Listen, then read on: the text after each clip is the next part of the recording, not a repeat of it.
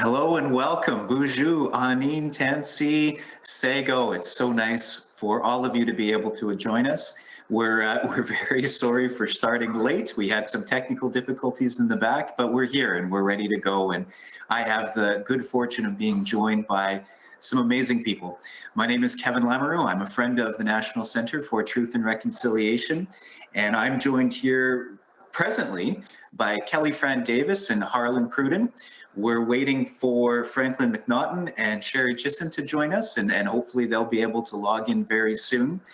We were going to ask Franklin to open us up in a good way, and we were very much looking forward to that, but because of technology, he hasn't been able to log on just yet. And so my new friend Kelly has been kind enough to offer to get us started, and she's going to open us up in her traditional way, and we will be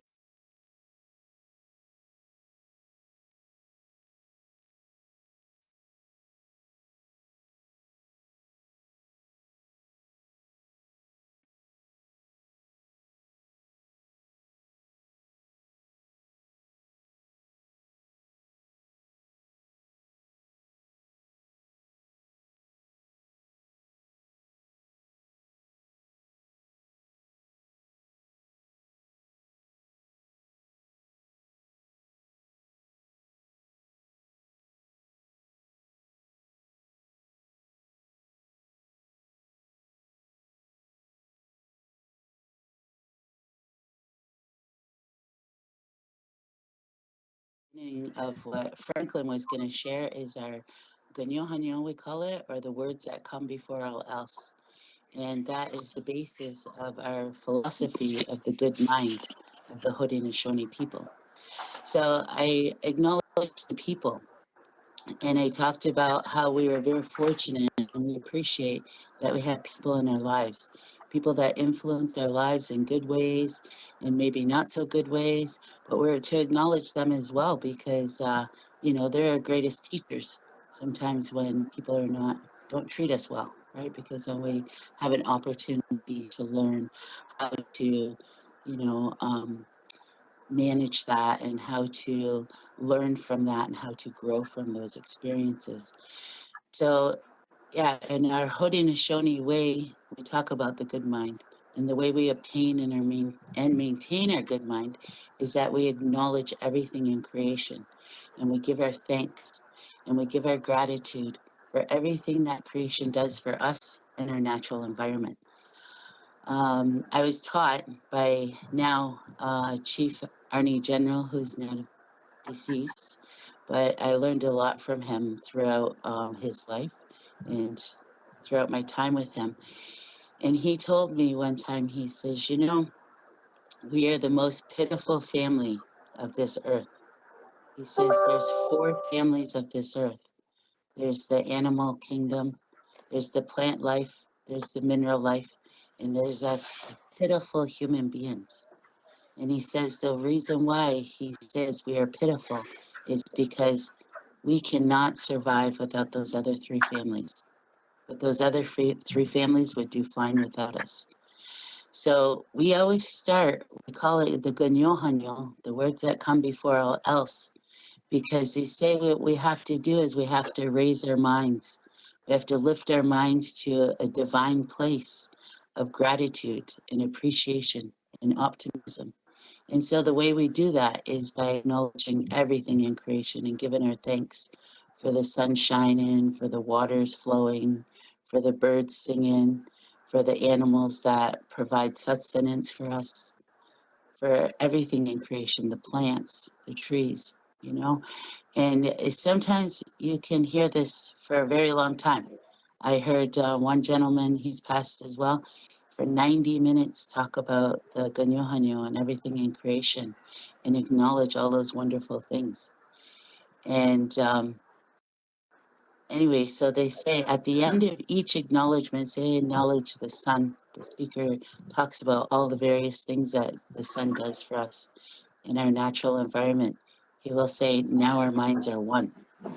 And when he's saying now our minds are one, what we're taught is that we're to put everything else aside, Don't worry about our responsibilities. Don't worry, like in that moment, don't worry about anything. Just be thankful for what the sun provides us. And then everybody will acknowledge in their own way, yeah, we agree with what the speaker is sharing.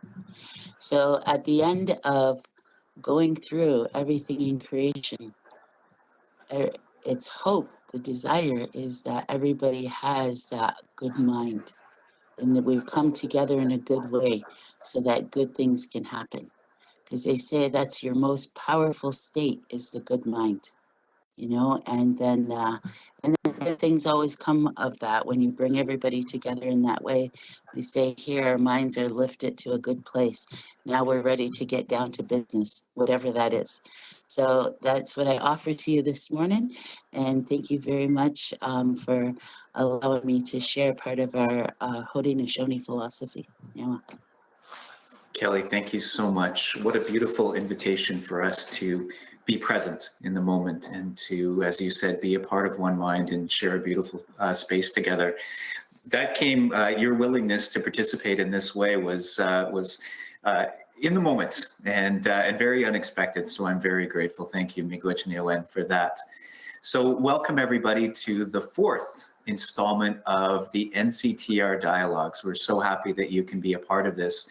Today, we're broadcasting with the help and support of Health Canada. So miigwech to Health Canada for making this possible and for allowing us the opportunity to hear from the amazing people that we're going to hear from today. This series is aimed at looking at, exploring, and talking about the 94 calls to action.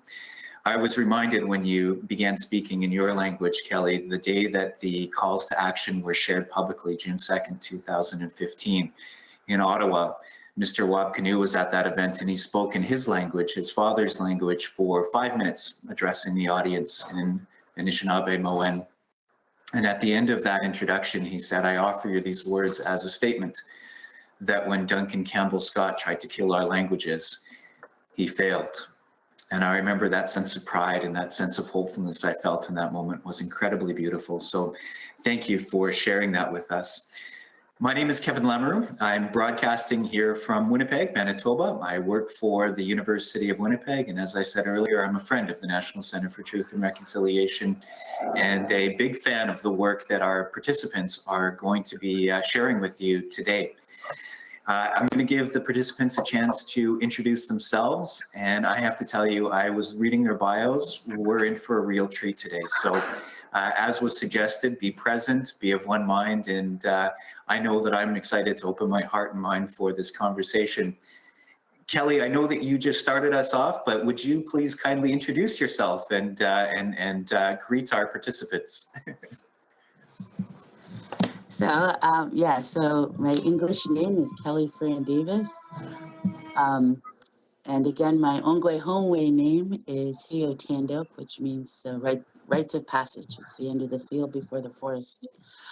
So let's see. So I'm from Six Nations, like I said, of the Grand River Territory. Our Haudenosaunee people have various communities all along the Mixed Plains ecozone. I'm an adult educator. I also, participate in school boards. I teach at Wilfrid Laurier in the Faculty of Education, second-year teacher candidates, and I teach them Indigenous context in education, which includes history from 1492 to present-day TRC, right through to Indigenous pedagogy, and help them to feel more confident and informed to be able to indigenize their classrooms and their lessons, their curriculum as well. And I do a lot of speaking engagements. I'm a consultant. I just recently launched research that I did for Niagara Regional Public Health and Emergency Services on Indigenous engagement, the gaps that need to be filled, and based and guided by the calls to action from the Truth and Reconciliation Commission. I do performing. We share our Haudenosaunee songs and dances and stories, origins of the dances and the songs with various audiences, with schools and just all different venues, Canada's Wonderland. Well, pre-COVID, we used to do Canada's Wonderland and various things, Ontario Place, you know, a lot of post-secondaries and community events. So when I say we, it's all my children included and some of my grandchildren. So yeah, that's me. I won't take up too much more time. Now, Thank you, Kelly. Very nice to meet you, and we're excited to hear what you have to say. Sherry, were you able to join in online? Would you care to introduce yourself next? Yes, I did get on. Sherry and Sigason po nukum pi susquel uniskopo ne kotinia ni sagitan ni tuskewin University no charot in a tyout sinistame magnet blue quills. Gua nanaskmak momataus at an otmamio giskake. And so Kevin and Kelly as well, thank you so much for making this space and acknowledging the importance of our languages. And so I introduced myself as Sherry or Grandmother Thunder Being. And I live at Saddle Lake, Cree Nation in Treaty 6 territory, and I work at UNBQ. And so our name actually includes references to our ancestors in both the Dene and the Neheo language, because we're committed to creating that space of learning in a uniquely Indigenous environment where we have ceremony. We're also in an old Indian residential school, but I'll get into that a little bit later. So very pleased to be on this. My apologies for being a little bit late, and I need to cut out early. Originally, I had this webinar in a board meeting, and now added on top of that is a last-minute invitation to a Chiefs meeting today. So I've ducked out of the Chiefs meeting for a few minutes. When I looked at the agenda, I thought I can probably squeeze all of this in. So thank you very much for accommodating and for your patience. Sherry, thank you, and no need to apologize. We're so happy that you're here, and we're looking forward to hearing more about blue quills. Thank you, Miigwech. And now over to my new friend Harlan. Would you please introduce yourself? Tanse, netachimchik Harlan Pruden, ewaka no mani niha nehia niha ayakwe. Greetings, my relatives. My government name is Harlan Pruden, and my Indian name, and I use the I word. And ask me about it in the Q&A section of why I use the I word. But my Indian name is, it's actually in Sioux. I was doing some work, some Two-Spirit work on the Rosebud Reservation, which is the Sioux, part of the Sioux Nation. And they honored me with the name Waka no Mani. Waka being spirit, good spirit, bad spirit, or neutral spirit. You know, I can do good just as well as I can do bad, or I can like suck up a lot of space and do absolutely nothing, right? So that part of my name, there's a responsibility of how do I want to show up. And so my intent is to always show up with a good heart and good mind, with good words and good actions. That's my intent. I sometimes fail. And when I fail, I use those failings as a learning or a teachable moment so that I may not fail the next time when presented in a similar sort of situation. Nom is to, and Mani is a sacred journey. I was going to get that translated into Cree because I am First Nations Cree from the Saddle Lake Indian Reserve is where I'm registered. My mother is from the Beaver Lake Indian Reserve. My father's from the Saddle Lake Indian Reserve. Two different reservations, but the same Treaty 6 territory. I humbly say that I am from the best nation in the whole wide world, because I really, really believe that. But I now live on the Coast Salish territory, specifically the Musqueam, Tsleil-Waututh, and Squamish First Nations and Peoples territory. Now, although I am from the best nation in the whole wide world, my ways come second to my host nations. And so I know my place and I try to carry myself with the utmost respect in and on their territory and home. Currently, I work at the BC Centre for Disease Control as an educator for Chimamuk, which is an Indigenous public health program here in BC. I'm also the co-founder of the Two-Spirit Dry Lab here within our institute, North America's first research group or lab that exclusively focuses on Two-Spirit people, communities, and experiences. I also am the managing editor of the TwoSpiritJournal.com, and I serve as an advisory board member for the Canadian Institute for Health Research's Institute for Gender and Health. I also serve as a Vancouver Public Library trustee and carry on work of reconciliation within a library context, but also here within BCCDC. Before moving to Vancouver, I lived in New York City for about 20 years, and I co-founded and was the lead of a New York City-based organization called the Northeast Two-Spirit Society. Twice I was called upon and appointed by President Obama to the US's Presidential Advisory Council on HIV and AIDS, where I provided advice, information, recommendation to the Secretary of Health and Human Services, and also guidance to the White House on the implementation of the National HIV/AIDS Strategy. In December 2018, I have to say that I was happily fired and dismissed from PACHA by 45, not my president, via FedEx. He didn't even convene us to thank us for our service. He just sent out FedExes firing us. It is so good to see Sherry from my home territory and my homeland, and also blue quills. I remember my grandmother, Lillian Pruden, who went to many meetings in blue quills. She told me about this picture in which that I think in the rotunda, the eyes follow you, and she was always creeped out. She always, to my cousin Jackie, who went to blue quills. And I think that we'll talk a little bit more about residential boarding schools later on. It is with the greatest humility and honor that I am so pleased, and I get to share the space with these esteemed panelists and leaders within our community. Thank you, Harlan, and thank each and every one of you. Wow, I think for everyone watching right now, it's pretty obvious that we're experiencing something very special with this group of people coming together. I'm so grateful to be a part of it. Today's topic is about allyship, and we're going to be talking about ideas of how you can support the calls to action. If you're watching and you'd like to ask a question, we are going to leave space at the end for question and answer. I'm told that if you click up in the top right-hand corner, you can type out a question there, and we will try to get to that as much as possible at the end of the conversation. We're very grateful to have everyone here able to participate. It looks like Franklin hasn't been able to join us, but of course we'll create space for him if he's able to log on. But I suppose we'll jump right into the conversation. This video is being recorded, just so you know, and it'll be available afterwards so that people can watch and share it with others and be a part of the conversation, even if they weren't online during the event. And so this hopefully will be a continuing conversation and a continuing opportunity for people to learn about allyship.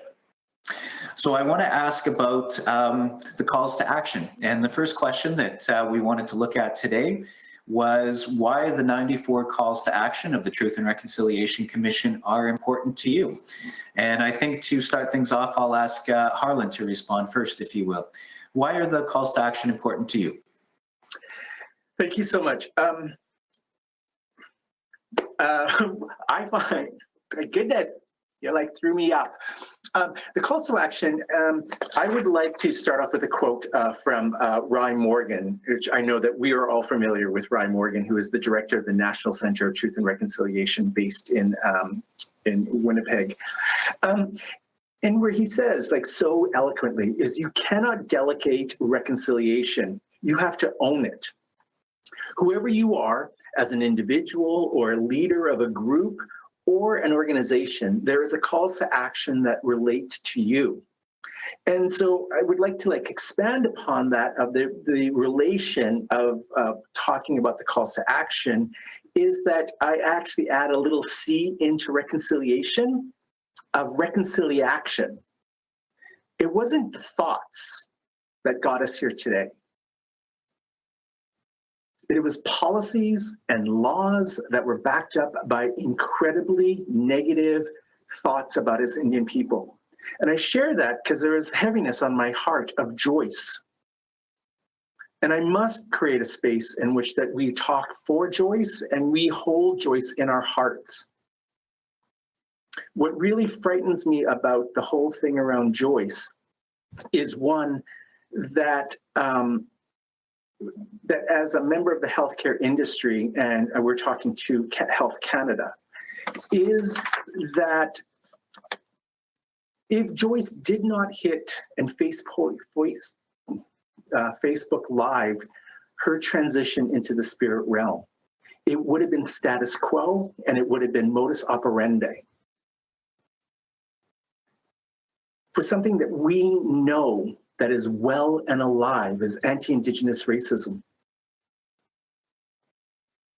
So I think that we have to start the conversation if like racism and anti-Indigenous racism is well and alive.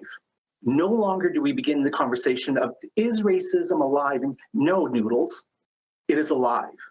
And we just have to look to Joyce. Secondly, and what causes me such pain is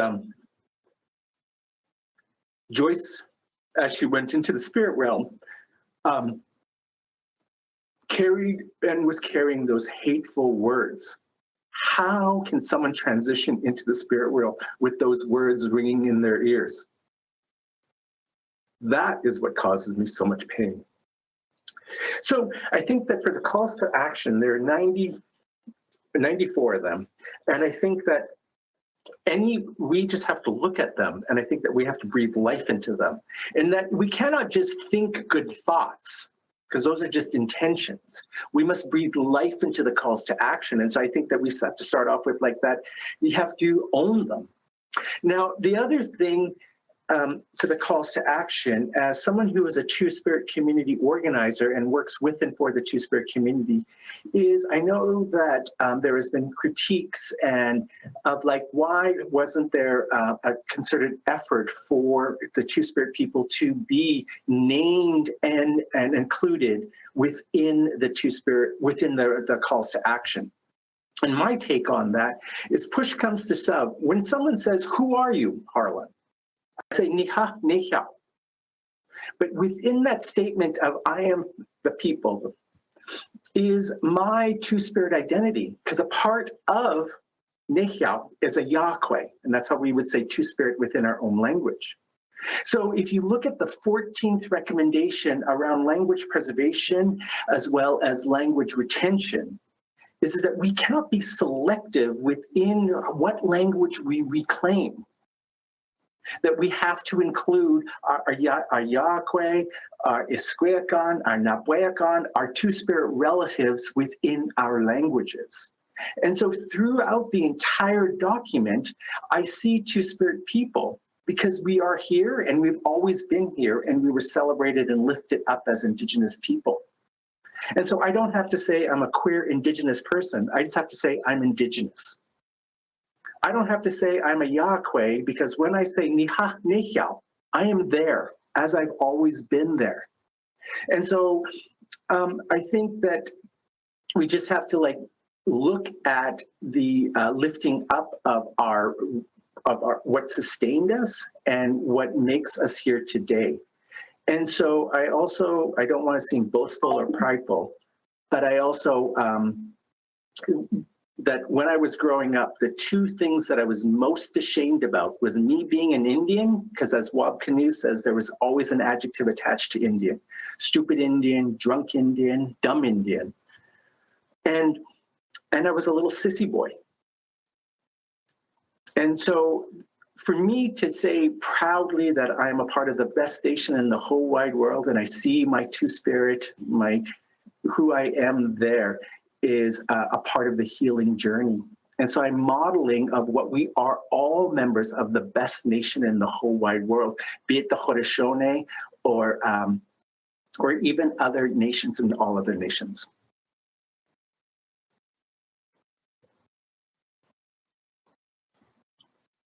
That's it. Examaga.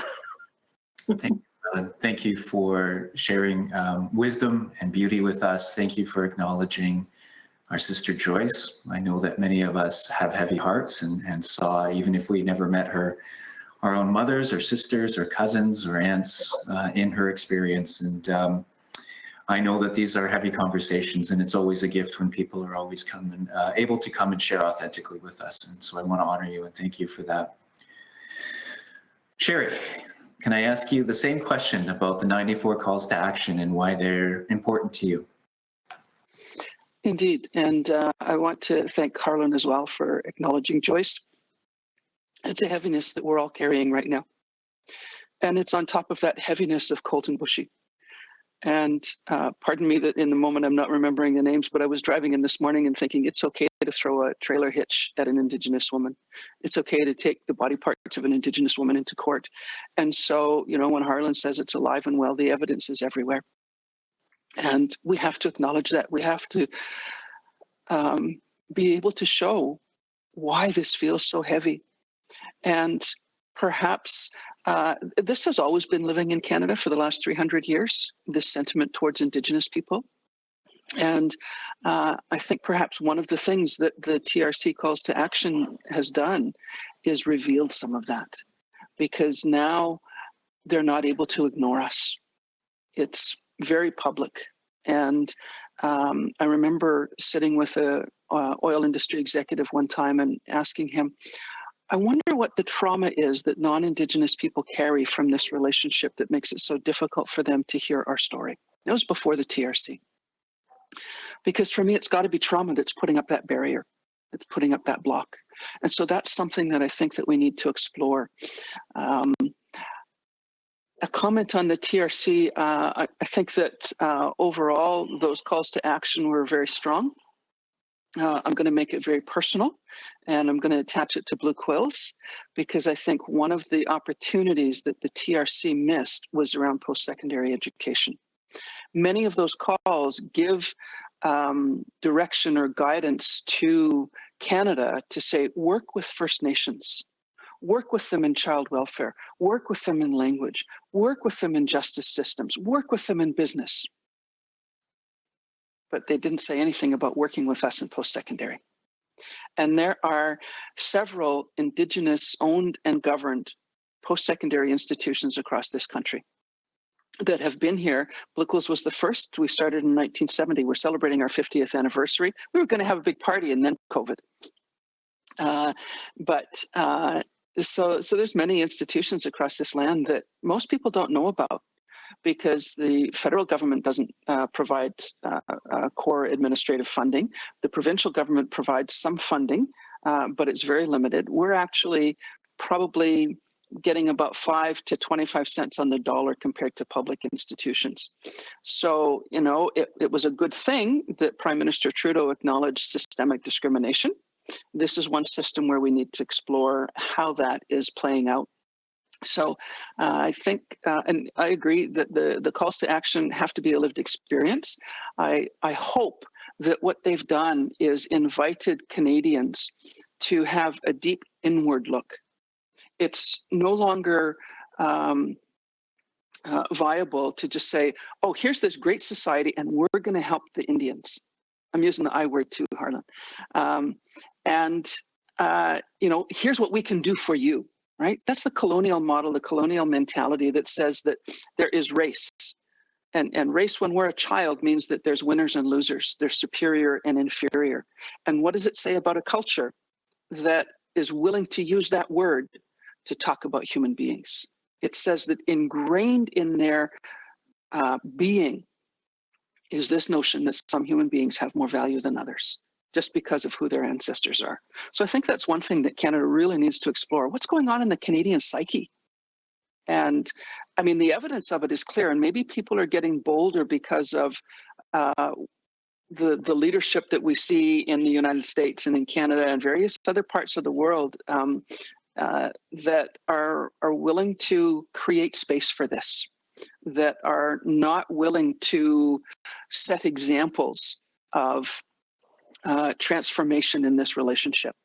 And so I really do encourage Canadians to reach out to ceremony, reach out to Indigenous people, and find ways to support, not to do for, right, but to support what it is that Indigenous people need to do. And to also quit pathologizing and seeing us only as the statistics. And, you know, quite often we're at the high end or the low end, whichever is the worst in all of the statistical categories. But that's not all we are, right? Our people are gifted with incredibly rich knowledge. And, you know, I think about the words that Kelly spoke at the beginning, that just put me in that ceremonial space again. And it reminded me of our responsibilities as human beings. And I think just to wrap around back to my opening comments, is that one of the reasons that we all carry such deep, and the emotion is coming up because this is the first time in a public forum where I've been talking about this since Joyce transitioned. And so it's fresh and it's raw. But it's there because I never met her, but my spirit met her. And we know that because in Indigenous culture, we're about the connection and we're about the collection, right? It's about the collective responsibility, not the individualism. And I think that's why we feel that so strongly.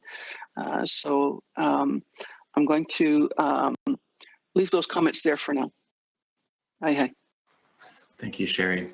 I was listening to you and I was thinking about, I just happened to be reading somebody that most people will be familiar with, Paulo Freire, who of course was exiled from Brazil for educating Indigenous peasants in his country. And he's very famous for many things, including the quote that it's historically been the role of the oppressed to heal the oppressor. And he's not saying that's right, but he's saying that that's typically the way that it's gone. And I'm thinking about the authenticity, the truth that you and Harlan and Kelly have carried to this conversation and the opportunity that you give us all for healing, and I'm grateful for that. Miigwech. Kelly, if I can, I'm going to turn it over to you and ask you the same question, please, about the 94 calls to action and why they are important to you. Okay, so I'm going to share some of my replica wampum belts from our people as the Haudenosaunee. This wampum belt is our confederacy. This is our original 5 nations. We're now called the 6 nations. I can get into that more after. But originally our confederacy consisted of, from this side, the Seneca, the Cayuga, in the middle where the tree represents is the Onondaga, and the Oneida, and then the Mohawk. And this confederacy was brought together thousands of years before colonization came to the shores of Turtle Island.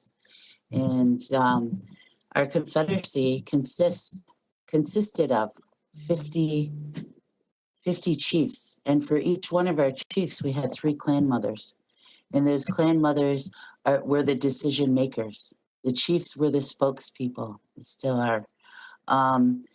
When there was an issue that was brought to the table, the 50 chiefs would consult, each one of them would consult their 3 clan mothers to talk about the issue that's at hand. They would then be instructed from the clan mothers of what they are to bring back to the Grand Council. So the reason why we have 50 chiefs is because each chief has different responsibilities. For some of the old people in my communities, or one of my communities, they will know who my family is by my Ongwe Hongwe name. By me telling them my name is Heo Tandok, they will know who my family is, because all of our names are original from this formation of this confederacy. And our chiefs' names are still the same after all these thousands of years, and those names are passed down. That's a whole nother lesson that we won't get into at this moment. But so our confederacy was formed thousands of years before colonization, but I think in a way to prepare us for colonization, you know, to come to our people. We had to have a united governing body.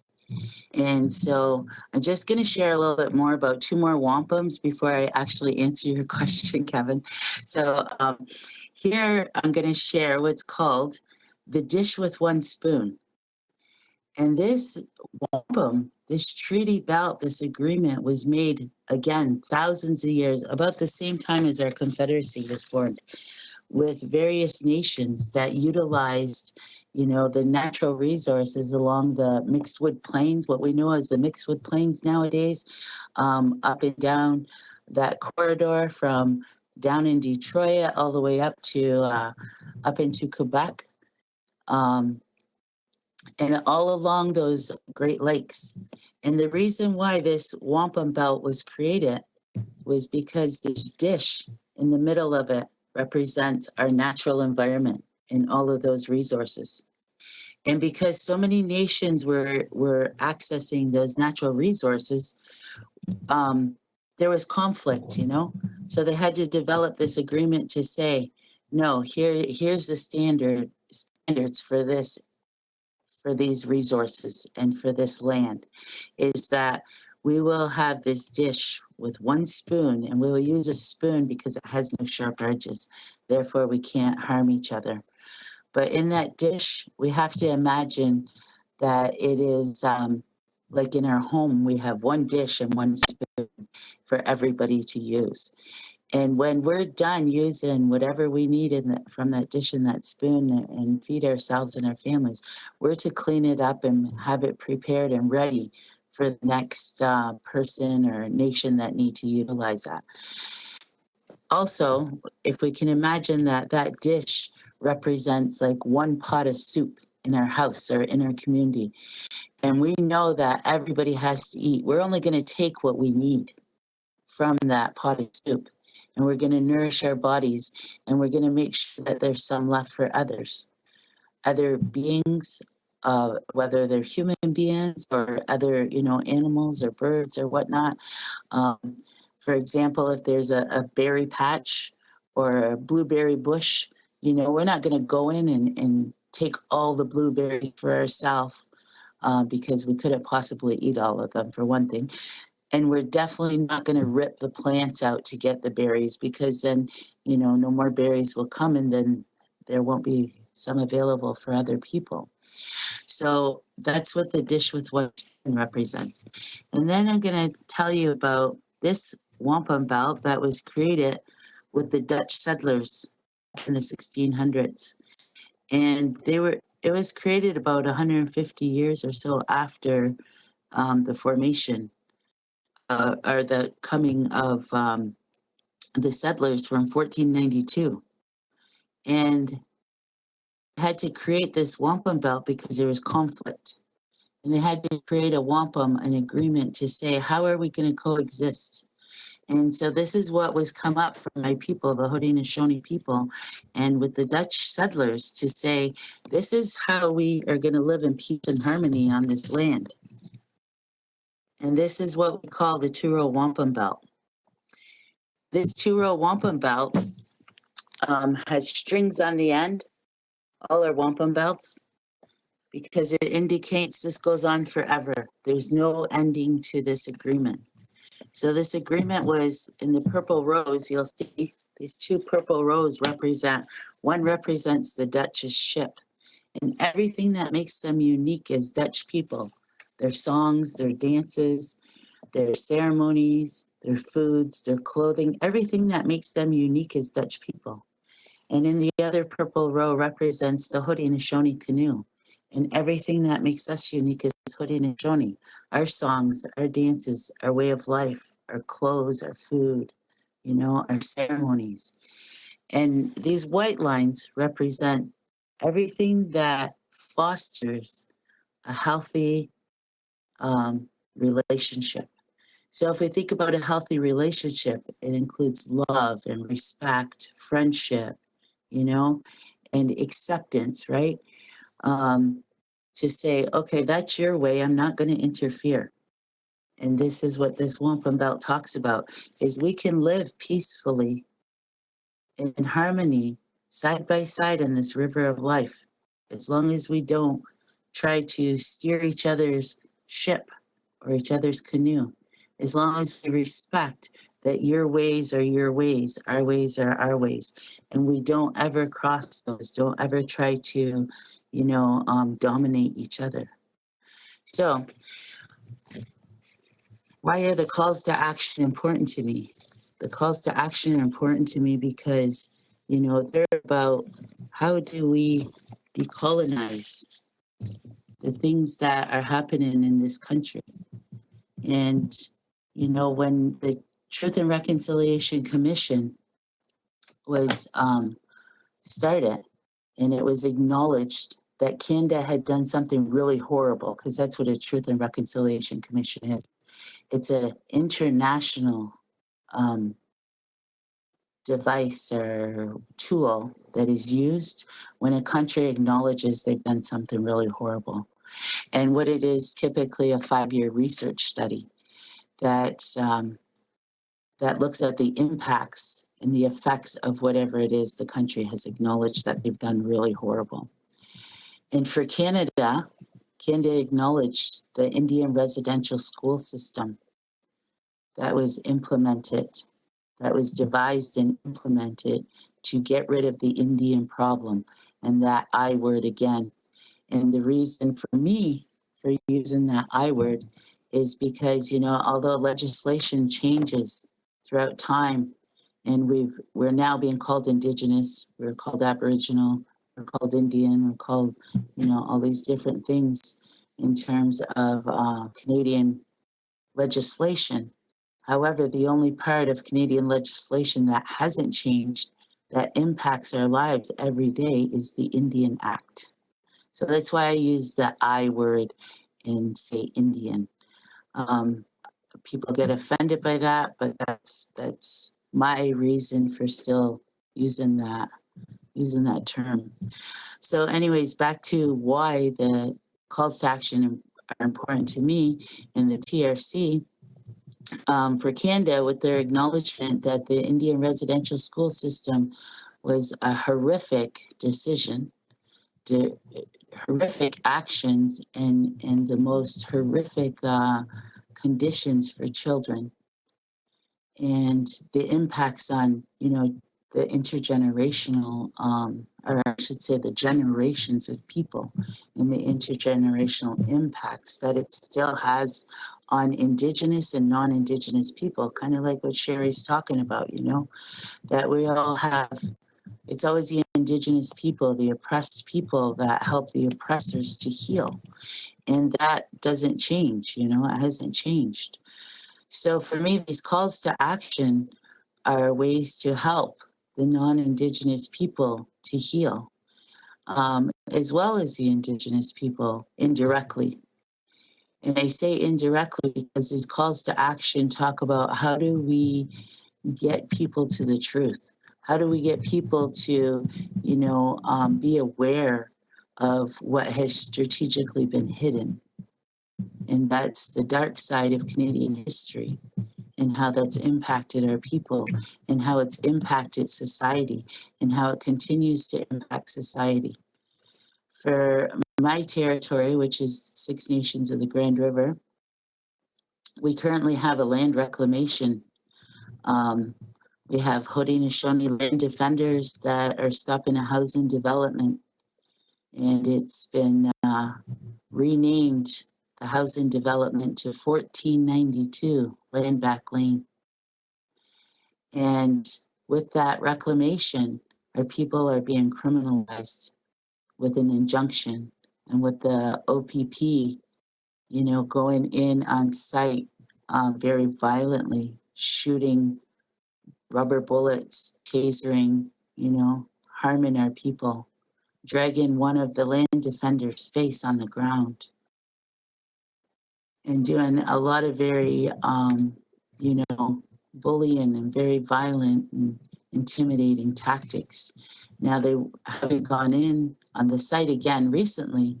What they've been doing is they've been enforcing this injunction by arresting people that go there in support, and calling land defenders and telling them they have to turn themselves in. So this is why the calls to action is so important to me, is because we need people to know the truth. And I too, like Harlan, wanted to quote something from the Truth and Reconciliation calls to action. And this is what I ended my research with as well in the conclusion of it, of the report. And What it says is getting to the truth was hard, but getting to reconciliation will be harder. It requires that the patriarch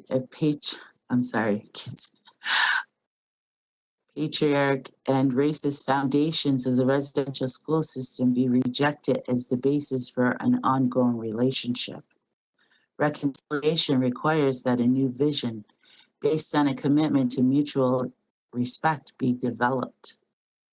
It also requires an understanding that the most harmful impacts of residential schools have been the loss of pride and self-respect of Aboriginal people, and the lack of respect that non-Aboriginal people have been raised to have for their Aboriginal neighbors. Reconciliation is not an Aboriginal problem, it is a Canadian one. Virtually all aspects of Canadian society may need to be reconsidered. This summary is intended to be the initial reference point in that important discussion. Reconciliation will take time. And so getting to that truth is very important. A lot of the calls to action speak to that, about how, the truth is being taught and told in every sector and every system within this country. And we need to have that truth be told. We don't just need to have land acknowledgements. We need to have people really, truly understand those local Indigenous communities and create relationships and have discussions and say, how do we get to reconciliation? Because there's two parts to that, is the truth being told, first of all. The truth has to be told, it has to be understood, it has to be accepted, and it also has to give a foundation to creating something different. That difference is incorporating Indigenous knowledge and Indigenous ways of being and knowing into every fabric within this country. Yawa. Thank you, Kelly. We talked before the seminar about your role as a teacher, and it's a gift being able to learn from you. Unfortunately, we're going to have to say goodbye to Sherry very soon. She's got to go back to her commitment. I wondered if before you leave, Sherry, you could talk a little bit about the Blue Quills and the importance of having a university in a former residential school and what it's like to occupy that space. As much as you're able to share before you leave, we'd be very grateful for that. Certainly, and thank you. And again, my apologies, my thanks for accommodating this. I really did want to be able to participate and contribute here. And I want to thank Kelly for acknowledging that there are other truths to tell. The Truth and Reconciliation Commission did a deep dive into Indian residential schools, which is one of the most horrific experiences that one can imagine. But there's still truth to tell about land. There's still truth to tell about treaty. There's still truth to tell about child welfare. There's still truth to tell about so many things. And so I think that's one of the things that needs to come out of the calls to action. I am going to get to the Blue Quill story, but I want to carry on with this conversation we're having about reconciliation. And I remember one of our elders saying to me, why reconciliation? Why not restoration? Why not redress? Right? So those are questions that linger. And when I tried to understand what reconciliation really meant, I thought, okay, I'm going to compare it to something else that I know about reconciling. And I thought, okay, so I've got a bit of a business education background, and I thought we talk a lot about reconciling the accounts, right? Reconciling the bank ledger. And when you do that, you look at both sides of the ledger and you try to determine where the error is and make the correction. And so perhaps that's something that we need to do in Canada, is to look at both sides of the ledger and determine where the error is, what action was taken, and how do we address that and correct that. So it's not about healing the poor Indigenous people who have suffered. It's about healing the poor people who imagined that that was a good thing to do. And there's part of me that just can't imagine what happens to the spirit of a people who support and endorse and condone or forgive and ignore those kinds of behaviors. And so I want to talk a little bit about Blue Quills. It was a Indian residential school. It has a history that started in Lac La Biche as a mission school in the late 1800s. It moved to Saddle Lake, and Chief Blue Quill, because they weren't sending their kids to Lac La Biche, it was a very long trek. And so Chief Blue Quill agreed that they could put the school on his lands at Saddle Lake. And there was a lot of resistance. I think it was burnt down at least once. And eventually they moved the school because, and Johnny MacDonald's famous words, if we don't take the Indian away from the family, the child away from the family, all they'll be is an educated savage. They'll still be a savage if they're living with their family and still learning and living in those ways. I don't have that quote exact, by the way. So they moved the school several miles away to its current location, which is just outside St. Paul. It's, I think, 22 kilometers back to Saddle Lake. And for 4 years, we did Giwetan walk, where we walked a commemorative walk from Blue Quills to Saddle Lake Healing Lodge to acknowledge all of those children who tried to run away and died along the way, those children who ran away and were brought back, those children who left that place empty, who left that place with their spirit broken.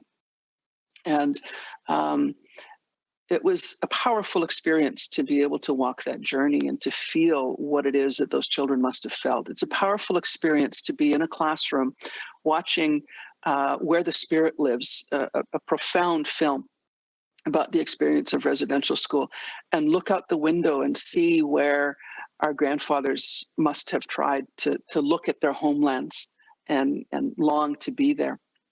And but it's also a powerful experience to be in that building and be part of a transformation.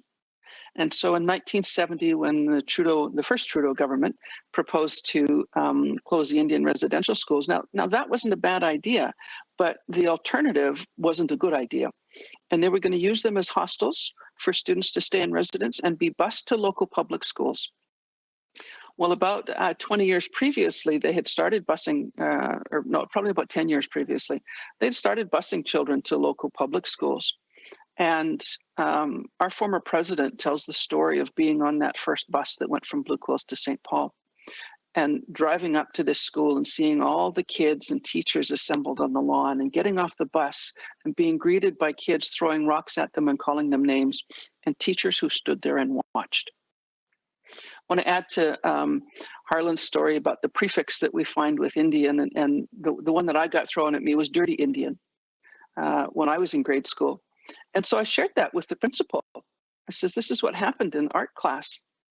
And then a little later on, he called me in and he says, you know, that I talked to that boy that you said that, and he's in the bathroom right now and he's crying. He's really crying, and you should feel sorry for him. I thought, you know,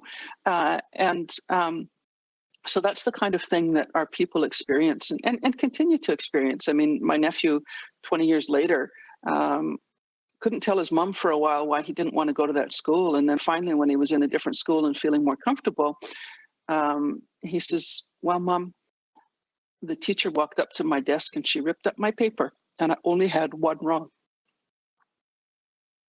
And that one hurts me because it's personal, because it's my nephew, because his name is Whiskey Jack, right? And so for me, it's an inheritance actually to work at Blue Quills. My grandmother was part of the original board at the takeover. Our ancestors gathered together and said, if you're going to close that school, we'll take it over, we'll run it. And we can do this. And of course, the government didn't agree, the church didn't agree. And in fact, I think it was the priest or principal that called one of the janitors in the office and said, how much education do you have? He says, grade 2. Think you can run this school? He says, no, not me, but maybe one of my kids will one day. And sure enough, his daughter, some years later, was president. And so for us, we're inspired by the vision of those ancestors who said, we can do this, we must do this, we have a responsibility to do this. And so I'm proud now of all of those generations of people who have moved Blue Quills along, going from a grade school to offering post-secondary programs that were brokered from other institutions, to developing and delivering our own programs that grow from within our knowledge. We still look at what the rest of the world knows about these things, whether it's social work or education or leadership or business or whatever, but we look at it through our lens. And we use processes of teaching that make this knowledge much more accessible to our people, that allow our students to come through that experience knowing more about who they are, what their responsibilities are as Indigenous men and women, what their responsibilities are to their communities and to those future generations. And so I'm really so proud of everything that's happened at Blue Quills over this past 50 years, that's launching us into a new era where the work that lies ahead of us is to have governments and institutions, public institutions, acknowledge the importance that places like Blue Quills have. And I remember sitting at a ministers' meeting a couple of years ago in a very fancy boardroom. Oh, it was fine. And I looked around and I says, you know, Minister, and we had talked about the lands and the resources and the unfinished business of treaty. I said, I see what our lands and resources have built for you and your people. But this afternoon, I'm going home to an office in an old Indian residential school, and I'm going to see what our lands and resources have built for our people. And that's another piece of work that I think lies ahead of us in Canada, is how do we wrap our heads around that, and how do we come to terms with that, and how do we restore the balance? How do we restore a good relation? It's not just about liking each other. It's not just about feeling good and saying, oh, we're sorry, now let's just carry on. Because if we just carry on, we're doing the same thing over and over again. And we have to do different things, and we have to do things differently. So again, I really wish that I could stay for the whole thing. I'm excited by this conversation. You can tell that I could go on and on and on, and I could listen to my colleagues all day long as well. But unfortunately, I won't be able to do this. I'm just trying to do too many things all at once. So my gratitude for this opportunity to share, to learn from you, and to share my own story. And hopefully we'll have another opportunity somewhere down the way. Yeah. Thank you so much. I think I speak for certainly everyone on the panel, but for everyone listening when we say that it's been a real gift to spend some time with you, and we're very grateful, not just for your wisdom here today, but for all the good work you do. Miigwech, and all the best to you. Safe travels. Moving along in the conversation then, I'm going to turn to Harlan and talk about his work operationalizing the calls to action, particularly with the BC Centre for Disease Control. And I want to ask specifically how a mainstream organization approaches this sort of task, and what sort of changes needed to make this possibility a reality. So over to you, Harlan, if you would, please. Thank you so much. My goodness, there's so much that I want to riff on, like the pearls that my esteemed colleagues, and I'm so honored that I get to share space with Sherry and Kelly. So within BCCDC, I think is that what we were seeing was the calls to action were released in June 2nd, 2015. And around 2017 is, I was seeing that there was an opportunity, a window was opening, but that window was closing because the world was moving on like that happened, and for reconciliation. And so working for an Indigenous public health program, and we do have a human rights exemption, so we only hire Indigenous people. Okay, so Indigenous is another way of saying Aboriginal. So First Nations, Métis, and Inuit folks are, and so all of my team and the team that I work with are Indigenous, aka Aboriginal. And so when we went into our strategic planning for our unit, which was clinical prevention services, we asked for a little bit of time, and what we did was we framed out reconciliation. Now, reconciliation, as folks have already said, that there are two interrelated concepts. There's the truth, and then there's reconciling. And I think that, Kelly, your two-row wampum belt, I think speaks to what reconciliation should be. That reconciliation is two contiguous, separate but dependent journeys that must happen that is based on love and respect. For Indigenous people, our work is to heal. We know our history. We see that history, which we've heard today around Joyce, the young Indigenous man that hung himself in a group home here in BC, in Vancouver, or near Vancouver. I know my own history of being called a fag and called a dirty Indian. I don't have anything to reconcile. Our journey is to either continue or to begin our healing journey. For non-Indigenous people, their charge is to learn our collective history. That's the truth part, the legacy work. And then to reconcile that history with today so that they do not repeat, and repeating the history either passively, and that's like how they, the system is gamed for, it was written by white people or colonizers, and it was for the benefactors of white people and colonizers. So they passively game the system. I love when a white person, and they pull up their bootstrap, I worked so hard, I got a job and an education, they pat themselves on the back. Meanwhile, they never stop to reflect of like the entire education system was set up for white people for them to succeed with their knowledges and their ways of thinking. Or the person that hired them often looked like them.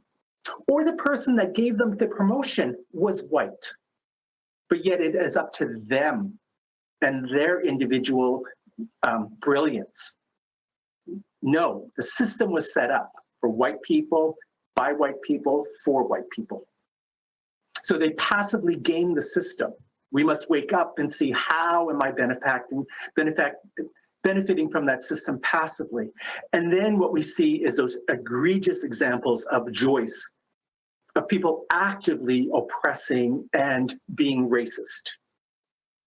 How is it not to be today's colonizers?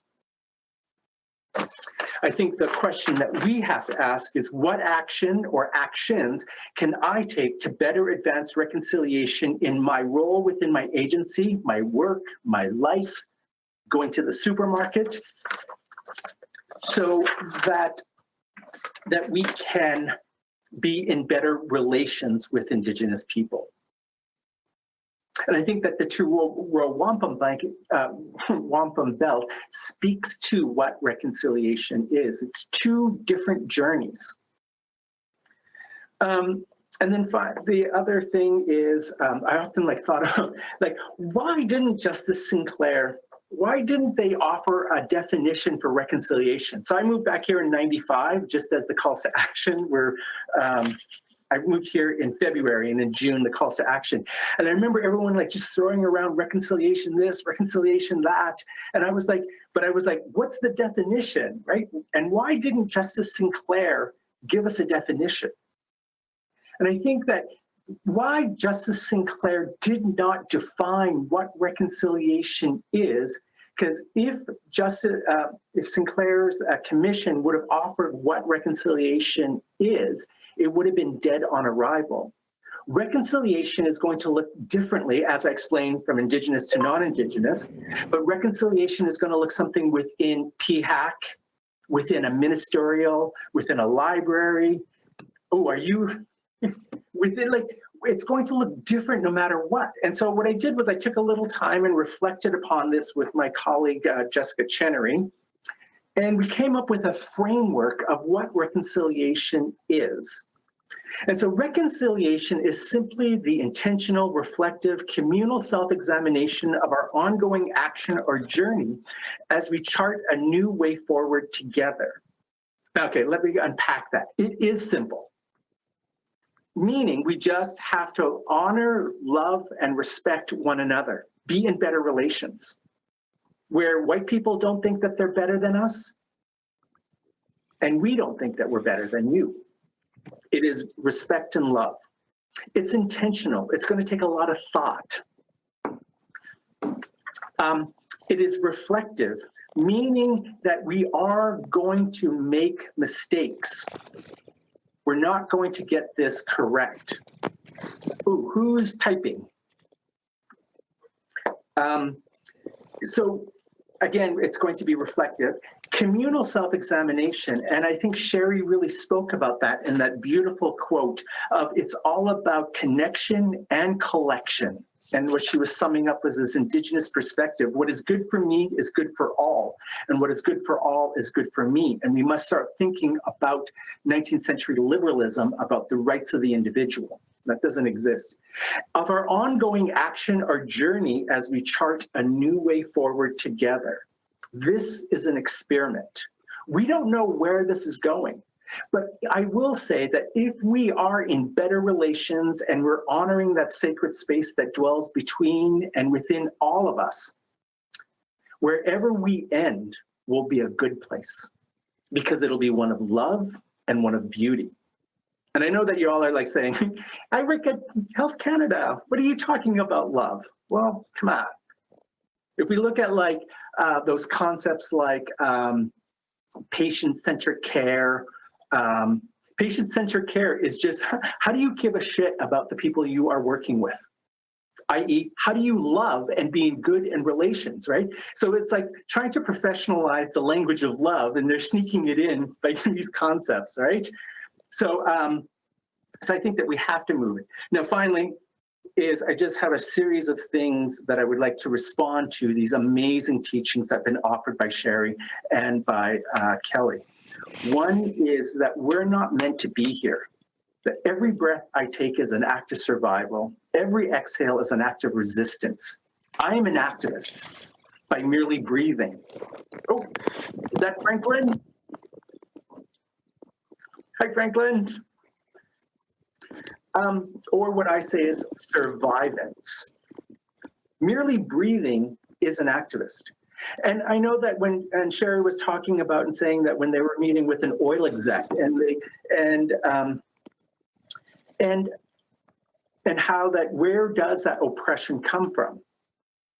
When an Indigenous person walks into the room, we are a constant reminder of that, folks, this is not their territory, this is not their land. They are visitors, and they are guests on all of our land. And land is everything. Land is power, land is money, land are resources, to the, definitely to that oil exec. And our women, who are our life force and our life sustainers, I think take the biggest brunt of that hatred, of that reminding of folks. And all we are doing is simply breathing. We look at current policies of genocide, like the policy of multiculturalism. We think multiculturalism is amazing, right? And it's one of our founding tenets of Canada. However, when there is a flattening and we are all made equal, it erodes our fundamental differences as Indigenous people. We don't have a land to go back to. We are on our land. We also have treaties that predate the Canadian constitutions and promises and relations like that two-row wampum.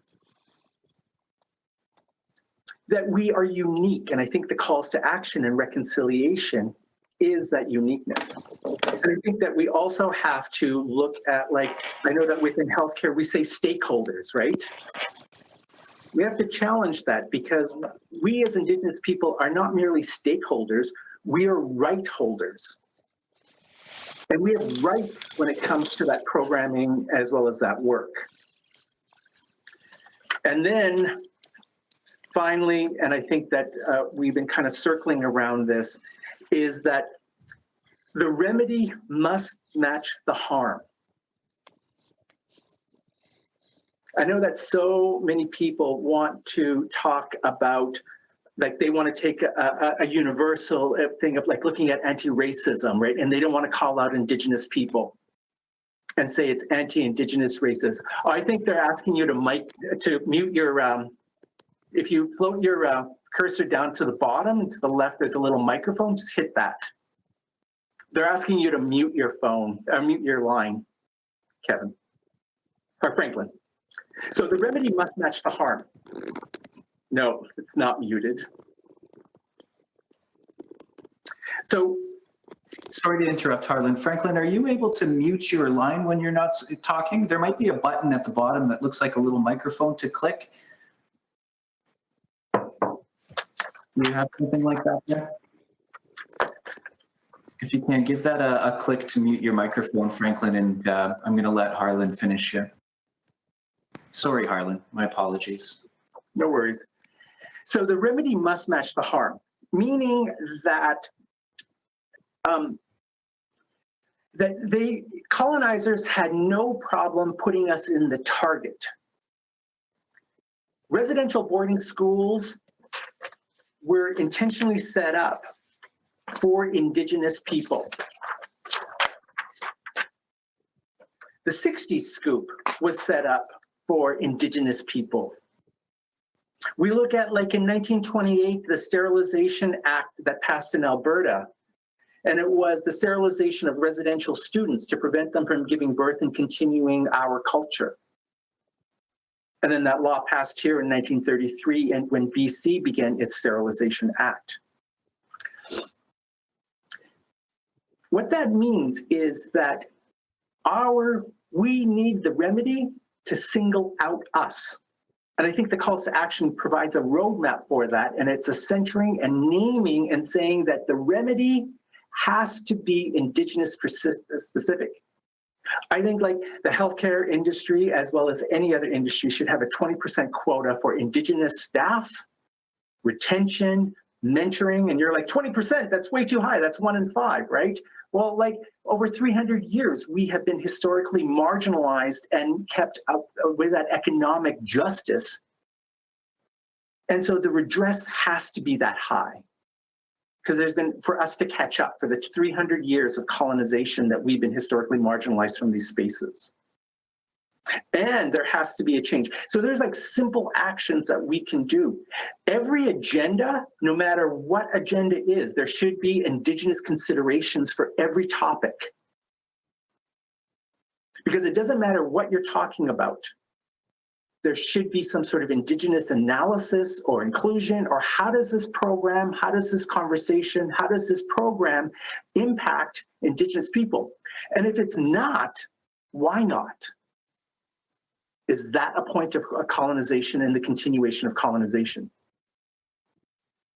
Then we must change the work and change the conversation so it includes Indigenous people. These are but just a few of little examples. And then finally, is there are some, and I asked my non-Indigenous colleagues around how to do this work. And so the first is a practical statement of asking yourself why. Y'all have to care. And don't leave it up to the oppressed to do your work. First of all, you beat us and kill us to submission, and then you want us to like hand you bandages and do your work? No, noodle. You have work to do. The second more practical suggestion is to read, watch, listen, and to reflect. Everything that we have said is everything has already been said. Type in residential boarding schools on YouTube and you will hear exactly what has been said here today. Wake up. And finally, I think this is a really good practical tool, is think globally, but act locally and play to your strengths. It is rare for anyone to capture national or international attention for what they do, and that's okay. Focus on your community and your own spheres of influence and your own, and yet you have existing relationships and know where the like-minded people are. Work to change the small part of the world And in time, you will notice the conditions will start to build, or you will get that critical mass for change. That is the next step towards reaching the critical mass that is needed for change within our society. Why I am so incredibly ardent and why I have to speak so sharply is because I have to do that for Joyce. Hashtag for Joyce. Hashtag Proud Boys.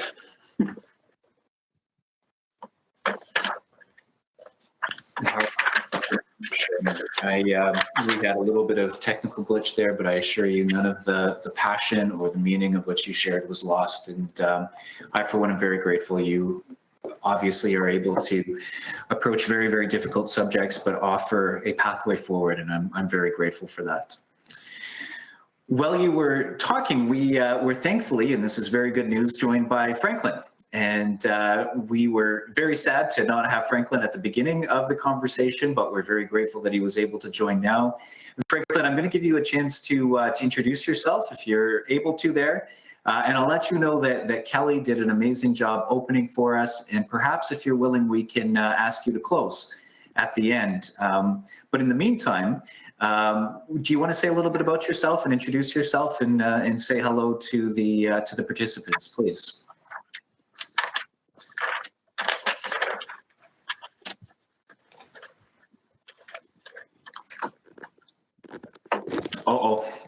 I'm seeing a technical note here that says the video will resume when the remote connection improves. It looks like maybe Franklin doesn't have a good connection.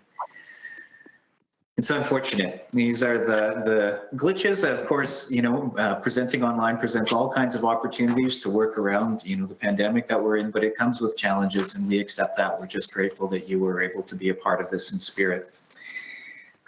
Kelly, this technical glitch is like trying to do smoke signals on a windy day. We've always had that problem. Well, maybe we'll give Franklin a moment to connect here, and I'm going to turn it over to Kelly. You've already begun speaking about this, but I wanted to talk about the Wampum Belts again and the function they play as a framework for decolonization and reconciliation.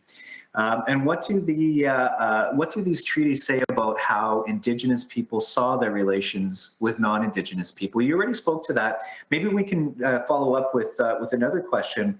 When one looks at the history of Indigenous nations in Canada, it is clear these agreements were not upheld. How do we get back to the original intent of our ancestors, and what needs to change? So Harlan had spoke about, how non-Indigenous people need to take responsibility for their education, for knowing the truth, for looking at the systems that have been set up with the colonial agenda of two items in particular. And the one that Harlan alluded to greatly was the privilege, and to maintain that privilege for settlers, for colonizers and their descendants, right? The second agenda item for a colonial agenda, the second item is to maintain, to oppress the original people. So in that, what happens in all of our systems, in all of the structures in Canadian society, is that there's opportunities that settler folks have, and there is no opportunities for Indigenous people. No opportunities to really excel in mainstream society. Our people are focused on, like Harlan had mentioned, focused on healing. And that's what we do. We help our people to heal. And all these different systems we're put into. We bring back traditional ways, we bring back language, we bring back ceremony to help our people. And that's our focus. But the other thing is we are also helping heal the non-Indigenous people. Non-Indigenous people look to us and say, what do we need to do? And they're looking for a quick fix. because that's how mainstream society operates, is quick fixes, you know, and like it was quoted in that quote from the TRC, it's going to take a long time, you know, and people have to recognize that.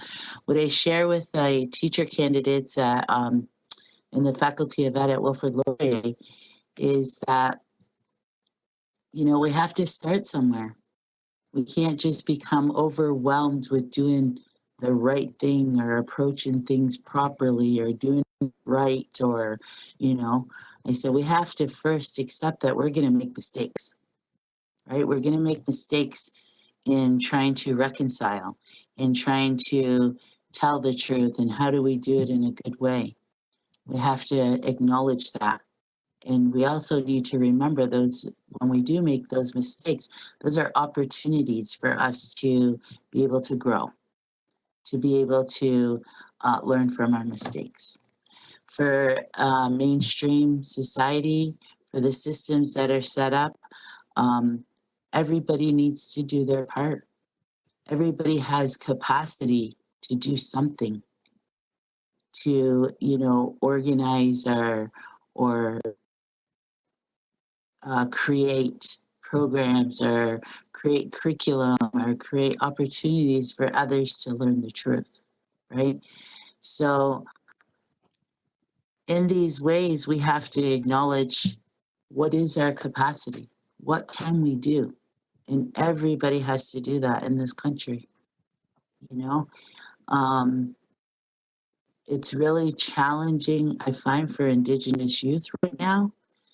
Very challenging because they know about this history, they live the effects, and yet they still have to participate in mainstream society, you know, in good ways. And that can be very challenging. I know for my children, it's not even trying to balance, it's trying to maintain their identity of who they are as Haudenosaunee people, and still being respectful and following those values of our ancestors, to not hurt or harm anybody in the way that they speak about our, you know, the history and the atrocities that continue to plague us. So,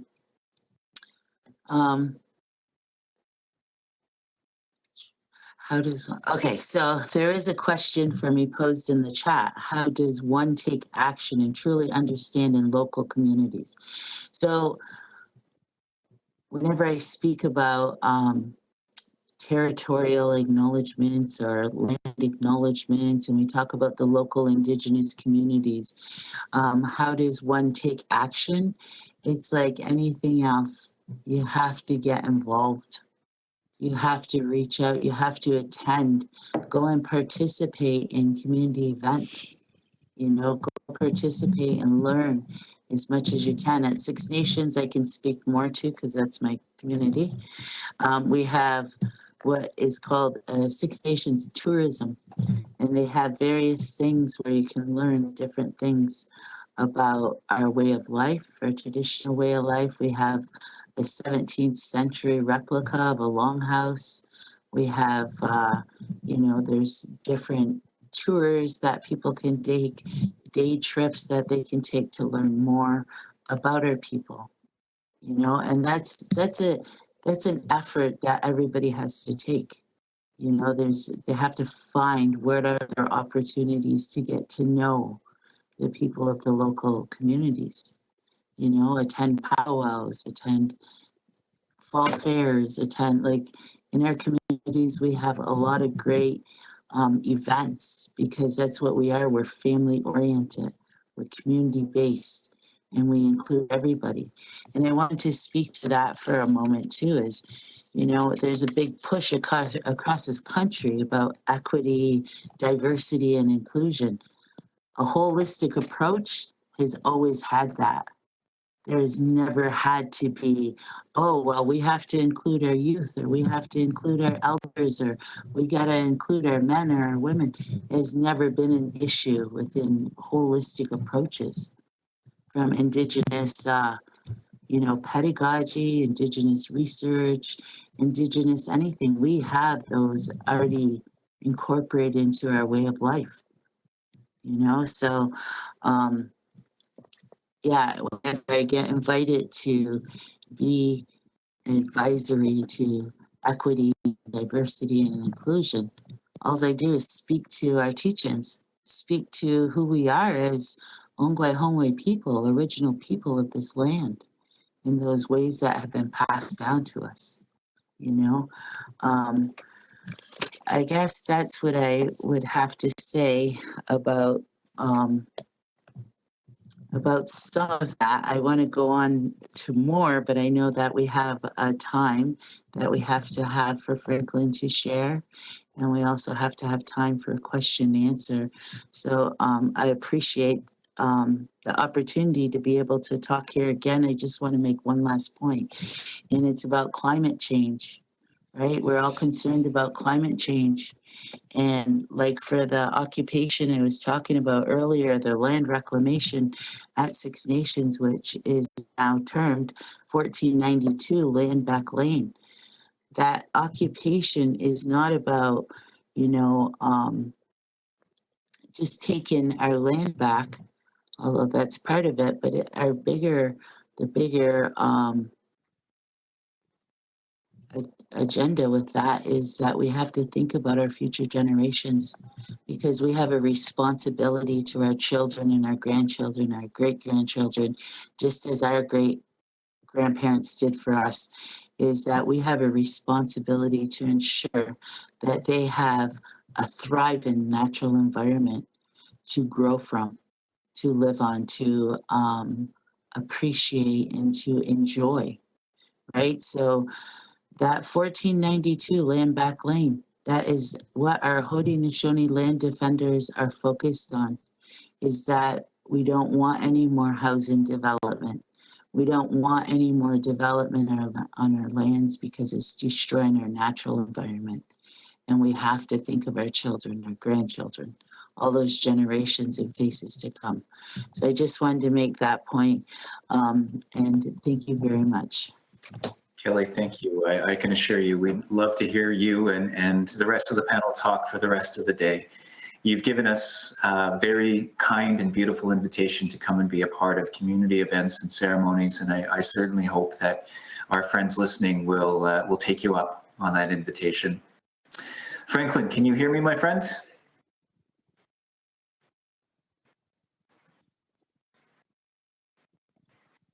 Can you hear us, Franklin?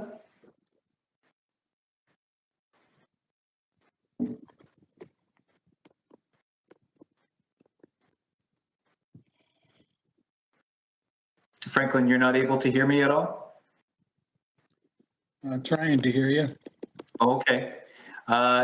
Would you like to introduce yourself? I'm so glad that you were able to join the call. Okay then. Do you want to say a couple of words to introduce yourself? You want me to do that now? Yeah, sure, please. We'd love to hear from you. Okay. Hi everyone. I hope everyone is well and healthy and well and have a good mind. My English name is Franklin McNaughton. My Ongwe Hongwe name is Awandanawe. That means it's a warm, moist day. And my clan is Beaver Clan, and I am of the Onondaga Nation. And I'd just like to share the Creator's way of life the best way that I know how.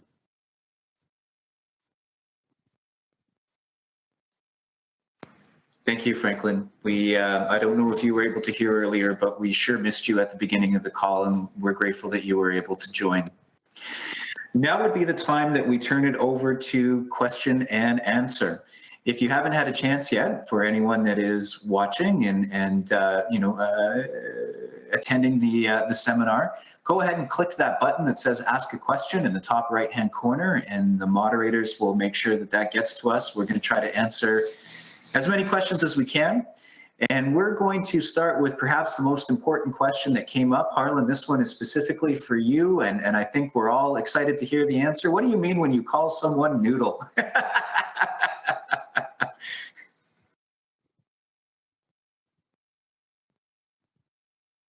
You're muted, my friend.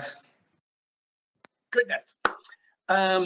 Okay, so this is going to be really difficult to answer, and really, so I'm going to speak really fast. So my new name is going to be Motormouth Mabel. So there are basically only 5 or 6 basic archetypes that we as Indigenous people are allowed to dwell within the public domain. And we've heard a range of them already today. There is the dumb Indian, there's the angry Indian, and so the angry Indian speaks to the noodle statement, and I'll come back to it. There's the drunk Indian, or the victim Indian, in which that we need saving from ourselves. And then there are these 2 other, they're related, they're the supporters. There's the passive supporters, where for Native people, they don't say anything and they just allow the system to continue on to oppress. And that has been one of our survival tactics. But then there is also active supporters, where we become the wolf in sheep's clothing and where we oppress our own people. And then the 6th category is for our Indigenous women, and where they're exoticized and sexualized, where there's the Pocahontas, right? They're eye candy. And again, for domination, and it's purely sex. Now, for angry, first of all, my own stuff that I try to deal with is I would never, ever want to be called a dumb Indian. So I work so hard against, but that's my own healing, right? Angry is, I know that I'm so ardent. And so when I'm saying a nice way, what you're hearing is I'm trying to refer to folks, but not try to take the edge of the anger out. And that's why I say noodle. And again, it's my work that I have to do. Rob Canoe shared this beautiful story of like saying that, you know, in 1492, the Indigenous people of the land that we would call Hispaniola, they, with arms reached out and hands reached out, they sung Christopher Columbus to shore. And then when we look back a couple of years ago, when Canada was accepting all of the folks from Syria, not refugees, there were individuals that were fleeing a global humanitarian crisis. And there were Indigenous people that went to airports and they sung them to shore, hands outreached. And you would say, and so me, it's like, why would we do that? Why would we still sing people to shore and welcome them to this territory? And Rob, so beautifully, the teaching that gave to me was like, for us not to means that colonization has won and has irrevocably changed who we are. And I don't think that colonizers realize that when these little acts of like, when I really want to say something, I use the word noodle. That signals, but at the same time, I don't share with what's in my heart, because if I share my heart, then I'm not invoking love, and I'm not invoking kindness, respect, honor, wisdom, our sacred teachings. And so it is work that I need to do, is like, how do I talk about this but don't get angry, but I have to know love. There's another question, and I think it speaks to this, is how do you challenge people's racism or ignorance in a positive way so it doesn't end up to be a fight over the Thanksgiving table or within boardrooms or within meetings? And I say is you have to sidestep. This is the hardest teaching. Quietly put a little tobacco down and say a prayer for them. And ask for healing for them so that they may know love. And then find solidarity with other like-minded people and begin those conversations where they are on their healing journey. If you respond, you're allowing them to set the agenda. Respond in your actions, not to them, but with other folks in the way that you use it as a teachable moment. You know, within our Koreantology, we have the trickster, right? And so we have two ways of learning. There is like positively, where we hear stories of teachings of like, this is how to be. But the trickster always is making mistakes, but we're learning from his mistakes. And so when you're presented with someone that has this hatred and this racism and this ignorance, that's the trickster, showing you not what to do, but also telling you what to do. And so take it as a teaching and be thankful and give a prayer and thank them for the teaching, but also say a prayer for them so that they begin their healing journey. Because to respond is you're responding on their terms. Do not. And then finally, there was another question. Is reconciliation equal to decolonization? To me, well, I think that they're interrelated, and I think that there are some significant differences between, but I also leave this up to the academy and their parlance, and they're like, oh my God, we can like debate how many angels can dance on the head of a pin, right? Till the cows come home.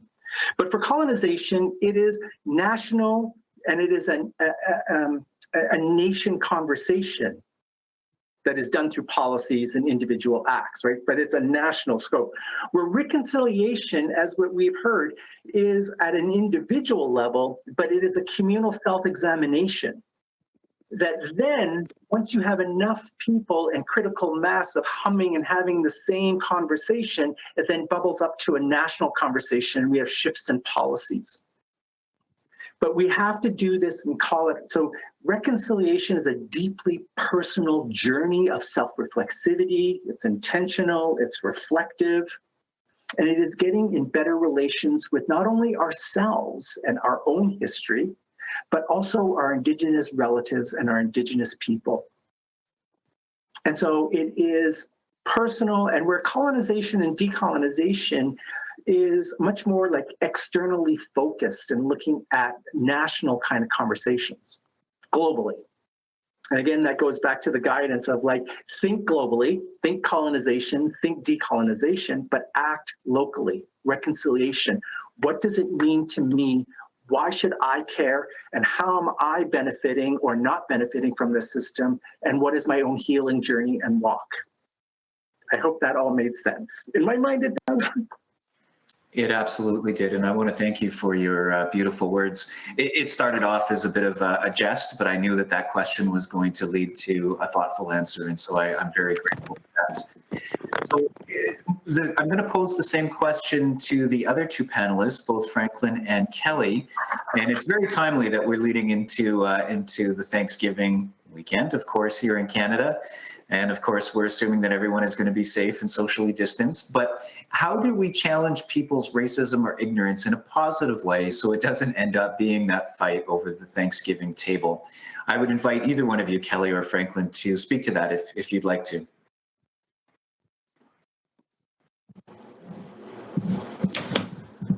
Okay. If I know Franklin, he'll say ladies first. So I'll attempt to answer this. How do we challenge people's racism and ignorance in a positive way so it doesn't end up in a fight? I guess as an educator, I take all of these types of interactions as an opportunity for a teachable moment. So I guess the best way that I address this type of racism or ignorance is I will usually share a story, share a teaching of, something that relates. And the way that I guess that the way that I am able to know what to say is I start to pray in my mind and I start to say, give me the words that this person needs, and I ask for that spiritual help and that spiritual guidance to, like Harlan, to help this person in some way. How do we help this person? Because obviously they need some healing as well, right? To be talking of racism or to being ignorant and being harmful to somebody is definitely a reflection of who they are. So definitely they need some healing. So one of the things that I like to take note of too is that when I'm faced with this type of racism or ignorance, I like to find our common ground between me and the individual. There is a common ground because we're of the same family. So I can always be able to find a common ground. And again, I'll begin to pray. And what is it I can share? What are the words that this person needs to be able to at least start to reflect on their behaviors or the words that they're using to harm somebody else? So that's my own personal way that I handle these types of situations. Thank you, Kelly. I really like that idea of healing and providing an opportunity for people to be a part of a healing journey, that their hateful words or their hurtful words are a reflection of them, and a need to heal is a beautiful way of framing that.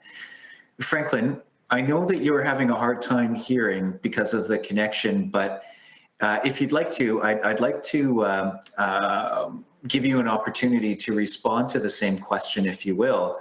How do we respond to racism in a good way, was the question.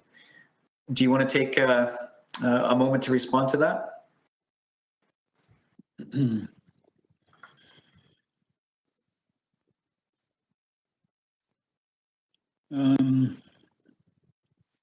Just from example, I was with a dance group that we went to Golden Lake,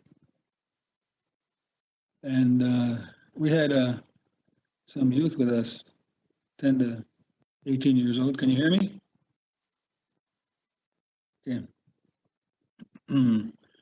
And we went to this restaurant to feed the dancers and everyone that was there.